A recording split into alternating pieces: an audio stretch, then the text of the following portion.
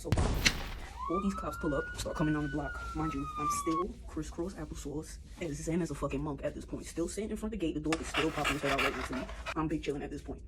So 2 cops rush up to me, Action. push me on the concrete on the sidewalk. My face is on the ground at this point, okay? They smush my head on the ground. One of the cops put his knee in my back.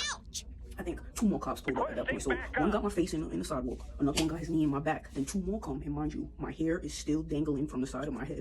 So, you know, how I may be perceived right now, I look like, I don't even know how I look. I know I look insane as hell, like physically, but mentally, I was coming back to reality. But because I understood, like, I was like recollecting everything that just happened and, you know, processing. And I'm like, I understand how, from a human view, this may look right now. So I'm going to let them handle what they need to handle accordingly to protocol or whatever the case may be. I ain't going to try to fight them or nothing. So, bomb, facing the ground, knee on my back, 2 more cops come, and the parts of my hair that was already hanging out, well, actually, no, it was because they was already pulled out. They decided to grab more of my hair and pull from either side. Yeah. Does that make sense? Okay, so they're trying to pull my hair even more. Mind you, I'm not fighting, I'm not resisting, I'm not violent. I'm as cool as a fucking cucumber. And these motherfuckers still decided to come and attack me. I don't know what the calls said when the cops were called on me, so I'm sure that, you know, they had the notion that I was very violent and they just came in ready for war at that point. But I was no longer on that.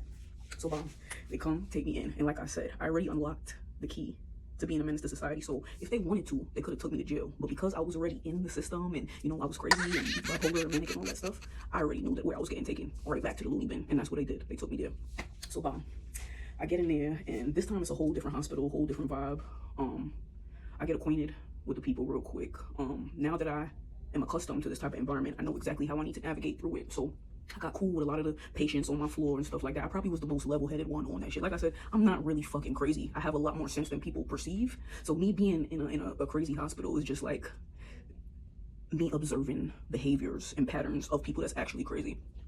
And I can't even really say that people in there are actually crazy. You know, the people that get slapped with a mental health label, we're equipped with a lot more than people actually realize. And me being inside of the hospitals made me able to see that firsthand. So think like X-Men and stuff like that. Whenever these people with supernatural abilities will find out their powers, you know, it would drive them a little crazy because they don't know what it is. They don't have any language for it. They don't have anybody to help contain what they have going on or even explain it to them. In return, they get labeled as something wrong with them, mentally ill, and they get thrown in the hospital and their powers get diluted with medication, right? So while I was in the hospital, I think somebody ended up telling my sister's ex, the first person that I started staying with in Brooklyn. Somebody told him where I was at, and he made it his business to come and visit me in the hospital. And he brought one of the dudes I used to be at the trap too, one of his friends that I was cool with too. They both came, and when I tell you, he brought a big old brown paper bag, literally no lie, like this big, full of snacks. And he was like, yo, just give it out to everybody on your floor. I know you can't keep it all, so take that. So we sat down, all 3 of us talking in a room. It ain't really nobody else in there except for somebody like monitoring or something. And at this point, I gave him the whole rundown.